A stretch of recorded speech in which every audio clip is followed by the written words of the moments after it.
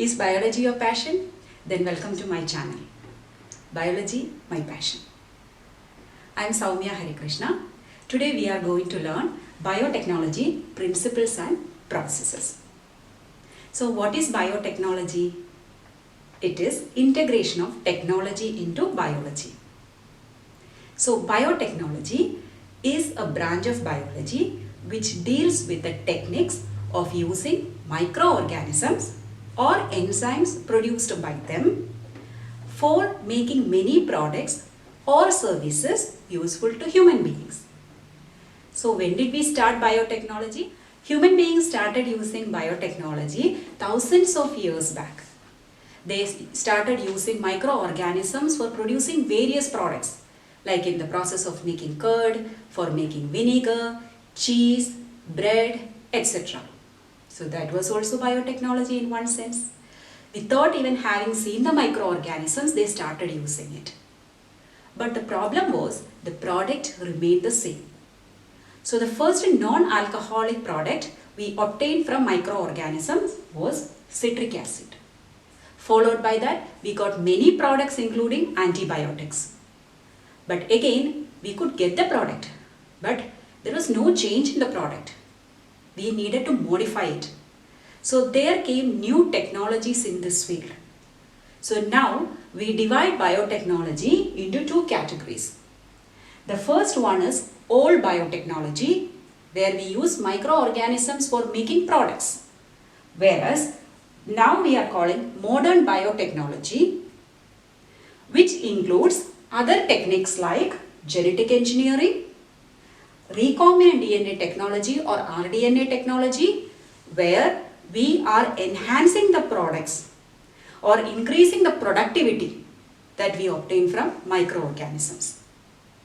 With the help of genetic engineering, now it is possible for us to take a desired gene from one organism and incorporate it into another organism.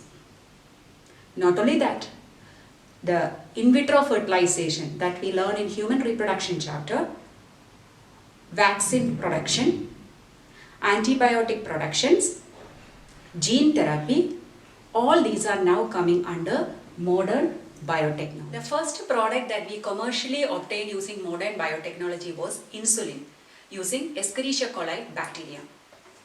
So now, incorporating the ancient techniques or traditional biotechnology with modern molecular biotechnology, European Federation of Biotechnology has defined it as the integration of natural science and organisms, cells, parts thereof, and molecular analogues for products and services. So if you are asked to write the definition, this is the definition by EFB, European Federation of Biotechnology. So let us analyze this. The integration means what? Bringing together, integration or collaboration of natural science. Natural science is nothing but biological science, okay? And organisms. Sometimes we use organisms as a whole.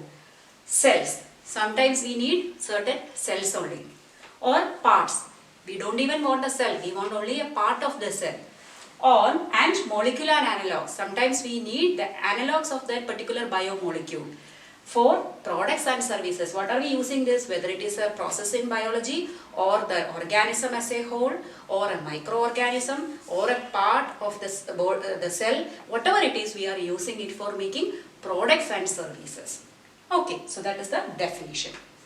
Now, the origin of biotechnology that we are talking about, hereafter whenever I am telling, it is about modern biotechnology. So the origin of modern biotechnology was possible, or the principle of biotechnology is based on two core techniques. One, genetic engineering. What is an engineer doing? He is designing things with the better qualities, right? So if it is a civil engineer, he must be designing bridges, buildings and all with the facilities. If an automobile engineer, he is designing new automobiles with a lot of facilities, better facilities.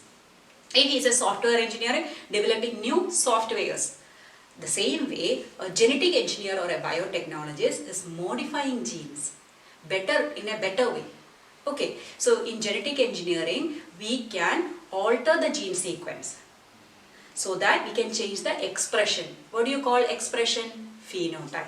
So by introducing a particular gene into one organism, the expression of the host can be changed. For example, very simple, if I give the gene of insulin to bacterium Escherichia coli, it is producing Escherichia coli. Is that natural for that Escherichia coli? No, it is a new thing. Got it. The second principle is chemical engineering. Why do we need chemical engineering for biotechnology? It's absolutely necessary. You know why? We are dealing with the microorganisms. See, these microorganisms need to be cultured. So when we are culturing, we need only that microorganism. For example, Escherichia coli I am culturing. But sometimes other harmful microbes can also get cultured. So it's very important to make sure that there is no contamination in the surrounding. So it's a sterile atmosphere that we need for these purposes or processes. Who will help us in producing a sterile environment? Nothing but the chemical engineering techniques. So these are the two core techniques based on which we can do rDNA technology. We are using biotechnology to produce new combination of characters, right? So we might wonder, why can't we use our traditional methods? We have traditional plant breeding techniques or animal breeding techniques where we can incorporate two different characters. For example, look here, this is a disease resistant plant, okay? But hardly any flower you can find in this. This is another plant which is high yielding, but it is not disease resistant, it is infected. So we want to make a new plant by combining these two qualities. It should be disease resistant as well as high yielding. How is it possible? By traditional plant breeding methods of emasculation, bagging and all, we can do that, right? Artificial pollination can be done. So we are getting a plant with disease resistance and high yielding properties.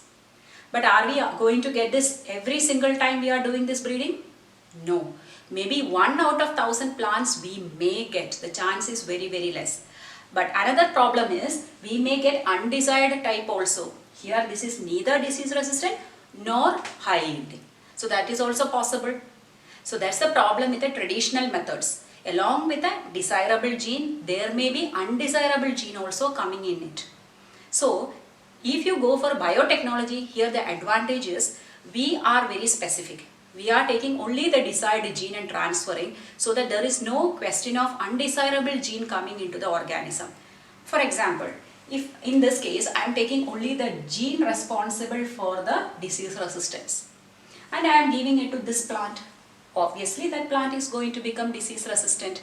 Already it has the gene for high yielding, so no undesirable gene is being transferred. Okay, so this is the way biotechnology is better than the traditional method of plant breeding or animal breeding.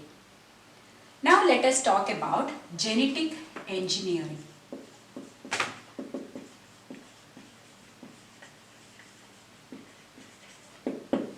Biotechnology is a vast science. Now we understood. But what is genetic engineering? Whenever we are restricting biotechnology for the study of artificial genes or gene synthesis or gene repair, all these cases we call it as genetic engineering. So it's a branch of biotechnology where we are exclusively using it for gene manipulation or engineering of genes. In that, one of the main aspects is rDNA technology. So recombinant DNA technology is an important aspect of genetic engineering. So what is recombinant DNA? Suppose I have one DNA here. I have another DNA here. Okay. So I am cutting off a piece here of this and putting here. So what will I get? A new combination of both. This is nothing but recombinant. New combination, that is recombinant. But since it is DNA, we call it as recombinant DNA. Got it? So it's very simple. We are transferring one gene or a set of genes of our interest into another organism, forming a new combination so that we will get new product and service. Okay, so that is rDNA technology or recombinant DNA technology. When we use computer, you are very familiar with the process of cutting and pasting. We cut from one side and paste it on the other side, right? Or there is one more option, copy and paste. So in rDNA technology also, we are using this. We cut the DNA from one organism and paste it into another organism. So it is cut-paste mechanism. But sometimes we have to take a copy also before we paste it. So in computer, either cut-paste or copy-paste. But in rDNA technology, we can go for either cut-paste or cut-copy-paste. Okay, so since we are cutting the DNA, rDNA technology can also be called as gene splicing. Okay, so now the rDNA technology became possible with two important discoveries in bacteria. The first was done by Hayes and Lederberg in 1952. They found presence of plasmids in bacteria. What are plasmids? They are type of extra chromosomal DNA. For example, if this is a bacteria has two types of chromosomes. This is the genetic chromosome of the bacteria. Genetic chromosome means what? The chromosome controlling the characters of bacteria.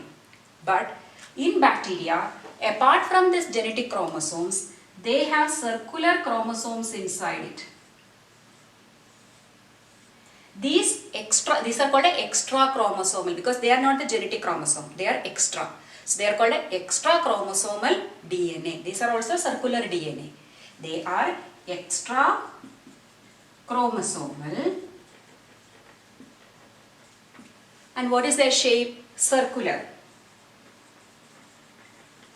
And they have the ability to replicate. So we call it as self-replicating, or we can also say autonomously replicating. So such DNA found inside bacteria are called plasmids. So plasmids were discovered in 1952 by Hayes and Lederberg. That was actually a very striking discovery in the field of biotechnology, or which paved the way for rDNA technology. So what are plasmids? Extra chromosomal, circular, self-replicating DNA present within bacteria. Then in 1970, Arbour, Nathan and Smith, three scientists, they found the presence of certain enzymes called a restriction endonuclease, which is actually called as molecular scissors or chemical scalpel. Means these enzymes were capable of cutting the DNA at different sites. We will learn about it in detail later. So these two discoveries, it was since 1970, but these scientists were awarded Nobel Prize in 1978 for this discovery. So these two findings in bacteria led to the branch of biotechnology called rDNA technology. In 1972, a scientist called Berg, he did the first rDNA technology. He introduced a gene from SV40. SV40 is a virus. It is a DNA virus usually present in monkeys and human beings and may cause tumor. And that gene was isolated and it was put into a bacterium. But for that we need a vector using lambda phage. Lambda phage is a virus that attacks Escherichia coli bacterium. So this was the first attempt in rDNA technology. So Berg is often referred to as father of genetic engineering. The same year, two other scientists made some discoveries and their coincidental meeting led to more chances or opportunities in modern biotechnology. So Herbert Boyer was a scientist and he could identify or find out two enzymes, restriction enzymes in bacteria which could cut the DNA at different sites, leaving some sticky ends so that they could be joined back. So what he did was, he was finding it in bacterium.